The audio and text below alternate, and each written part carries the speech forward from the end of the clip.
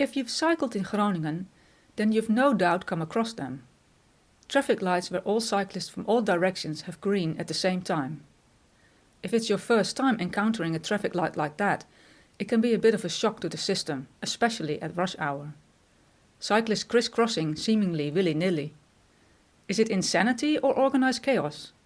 Let's have a look. It's a bit unclear who invented all cyclists green, but the first traffic lights with this system appeared in Enschede, a city in the east of the Netherlands, in 1987. 2 years later, Groningen adopted it, and since then it was really embraced by the municipality. Of the 56 intersections with traffic lights in Groningen, 33 have all cyclists green. Although many towns and cities in the Netherlands now have some all cyclist green intersections, Groningen is unique as it has made it the standard for traffic lights, unless there are compelling reasons not to. This map shows all the traffic lights in Groningen that have all cyclists green in red dots. The purple dots are traffic lights that don't. As you can see, all cyclist green intersections are dotted all around the city. I guess there could be even more, were it not that Groningen also has quite a few roundabouts, many of them dot style, which make traffic lights obsolete. But what exactly is an all cyclist green traffic light? At an all cyclist green traffic light, cyclists from all directions have green at the same time. This makes it easier for cyclists to turn left, as they don't have to wait for the lights twice and can just cross diagonally. It also makes it safer for cyclists, as they will never have green light together with motorised traffic. According to a municipal paper, no fatal accidents occurred in Groningen between cyclist and motorised traffic since all cyclist green was introduced in 1989. All cyclist green also make it possible to get a large number of cyclists across the intersection in a small amount of time, making waiting times for other road users shorter. Some busy traffic lights have green for cyclists twice in one cycle. Not all intersections are suitable for all cyclists green. There need to be enough space for cyclists to gather, and sidelines and directions need to be clear. Truth be told, there are a few intersections in Groningen that are perhaps less than suitable for the system, but cyclists make it work. After all, they've done so for 36 years. In Groningen, it is also often allowed for cyclists to turn right while the light is red. If there is minimal space for cyclists to gather, turning right becomes quite a challenge. Cyclists go around the waiting cyclist by swerving into the car lane or mounting the pavement. Neither is ideal. However, there are newly redesigned intersections which have a right turn lane to make things a bit easier. You might be wondering that if all cyclists converge on the intersection at the same time, who has priority? In other words, are there any rules at an all cyclist green traffic light? The short answer is no. There are no rules when all the cycle lights go green at the same time. There are quite a few cyclists, however, who think that the road markings are the rule at the moment the cycle lights go green, but that is not the case. The road markings are only there in case the complete traffic light system malfunctions or when it is turned off, for instance at night.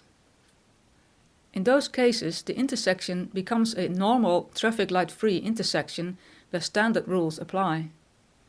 For example, whoever comes from the right goes first, or if you find triangular shark's teeth in your way, you don't have priority. But at the moment the cycle lights go green, the traffic lights are working, so the road markings should be ignored.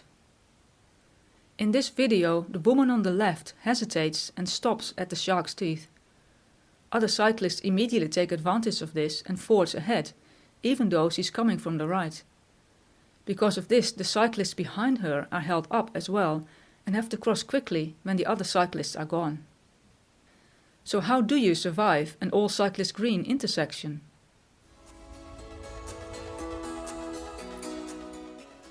We've just seen that there are no rules at all cyclist green. So if there are no rules, can cyclists just enter the intersection and do whatever they want? Yes and no. Officially there are no rules, so it's basically open season, but that could lead to dangerous situations. Instead, these 4 unwritten rules are agreed on, so that chaos can become organised. 1. Give way to cyclists coming from the right.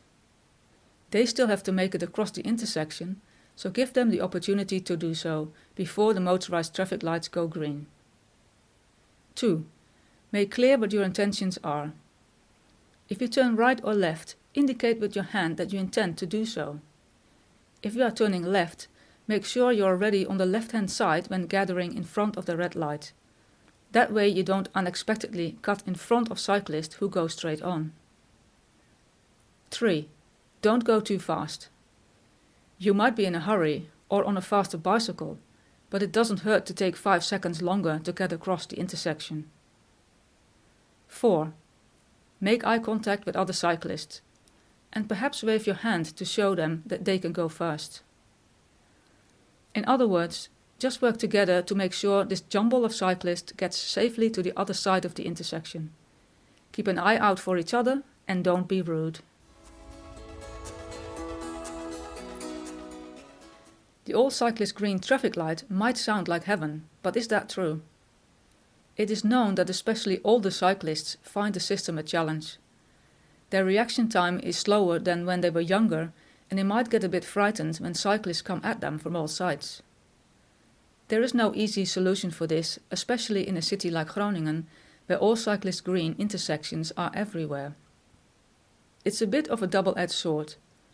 On the one hand, the municipality wants its citizens to remain active and healthy, but if older people avoid cycling because of the traffic lights, that won't happen. Unfortunately, I don't have the solution.